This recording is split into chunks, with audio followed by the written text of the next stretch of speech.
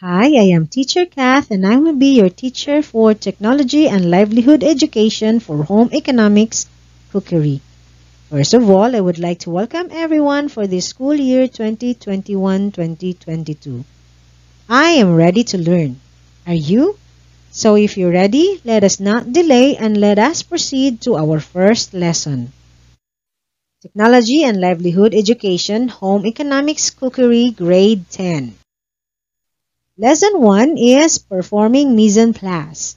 Our objectives will be at the end of the lesson you are expected to perform mise en place, clean, sanitize, and assemble tools, utensils, equipment required in assembling egg dishes. Mise en place. What is that? It is a French term that literally means to put everything in place. What's the purpose? It is to allow the chef to cook in the most efficient way without distraction or delay. What else? It can also be used to describe a procedure for a specific purpose and also the arrangement and placement of tools and equipment. To do that, we must get to know our tools, utensils, and equipment. Tools, utensils, and equipment are any physical item that is used to perform the task, but it is not consumed during the process. Materials that are consumed during the process are called ingredients, which you can't use over and over again after you have used them, not unless you buy another ingredients. So let's start with the kitchen implements. Kitchen implements include utensils. The first is the channel knife. Then the colander. We have the offset spatula,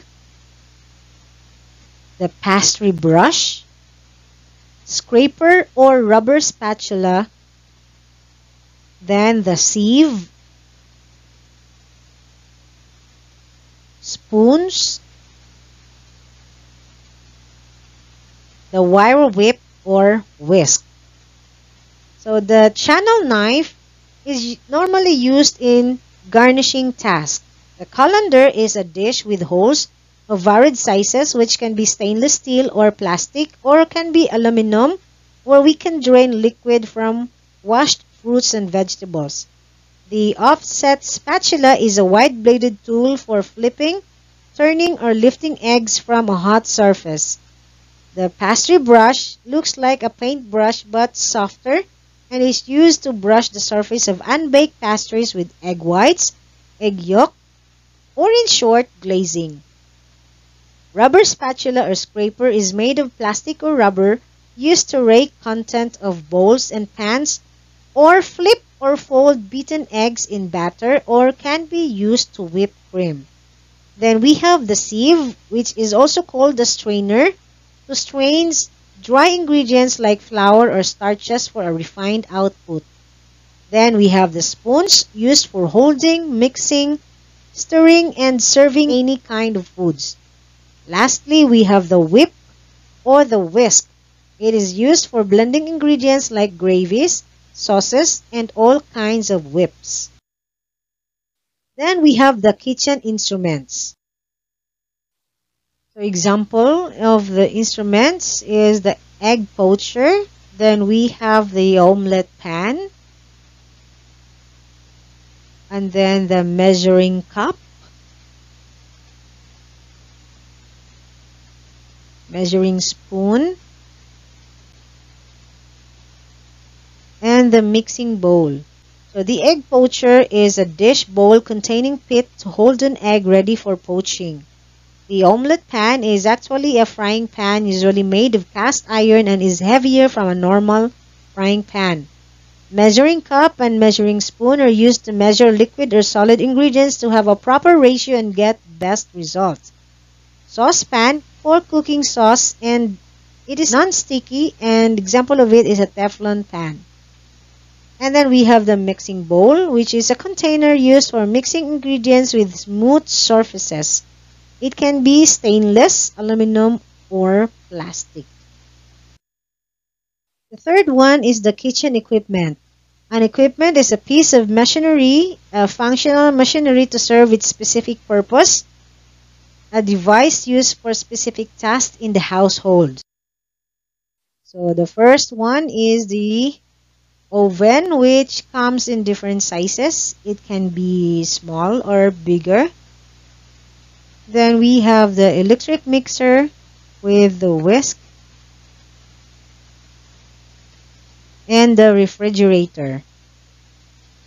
So of course the oven is used for baking, heating, or other cooking needs. And then the electric mixer is attached with a whisk and operated with electricity or a battery for faster mixing of ingredients. Lastly, we have the refrigerator, which can be used for storage to preserve the ingredients and prevent bacteria. So cleaning and sanitizing are very important to keep yourself from sickness and diseases due to contamination, and it can also help our workplace to be properly organized. So here are some tips to carry the workplace training. First is clean in logical order. It means that you have to start from preparing the dishes, the water, and then start from washing the lightest, and while doing that, soak the dishes with dirtiest parts so you can clean it faster and with less effort, of course. Since dishes, pots, and pans are what requires more effort, soak them with warm water to rinse off and get rid of greases and oils. Apply correct procedure for cleaning jobs as not to cause damage on the instruments or even yourself. Cleaning chemicals can be harmful to your skin, so use protective gears like gloves and goggles. Avoid mixing different chemicals or agents because it can be toxic. Ware washing. Ware washing could simply mean washing the dishes, the utensils, tools, implements, glasswares, pots, and pans. It can also include sanitizing them either manually or mechanically. Manual and mechanical washing have almost the same procedure, only that in mechanical washing, we use, of course, a machine or equipment. Here are the steps for manual washing. First, scratch and pre-rinse. This is to loosen any dirt and stains that sticks to the tools. Second, wash. To easily take off the dirt, use warm water at 100 degrees Fahrenheit to 120 degrees Fahrenheit with a good detergent for easier scrubbing. Third is rinse. Use clean warm water to wash off detergent. It is better to use running water for rinsing. Fourth is sanitize. You can place the kitchen tools in a rack and submerge it in hot water at 100 degrees Fahrenheit for 30 seconds if you have larger container space. For smaller containers, use smaller racks and submerge them by batch. The fifth one is to drain and air dry. It is not advisable to towel dry since dirt and bacteria can accumulate to the cloth. Next is the steps for mechanical washing. It's the same thing. Scratch and pre-rinse to soften the dirt that sticks to the dishes. Second is to stand dishes so that the dishwasher will spray and hit all the surfaces. Third is run machine for a full rotation. Fourth, place the sanitizing temperature at 180 degrees Fahrenheit or close to 83 degrees Celsius for machine that sanitizes by heat, and 140 degrees Fahrenheit or 60 degrees Celsius for machines that sanitizes by chemical antiseptic. Lastly, air dry and check the dishes if there are still soils and need rewash. Don't forget to look at individual learning plans so you can answer written and performance tasks given. Thank you for watching and I hope you had fun learning. I would like to thank the Slides Go for the free presentation template and icons provided by Flat Icon. the infographics and images by FreePic. See you around. This is Teacher Kath signing off for today.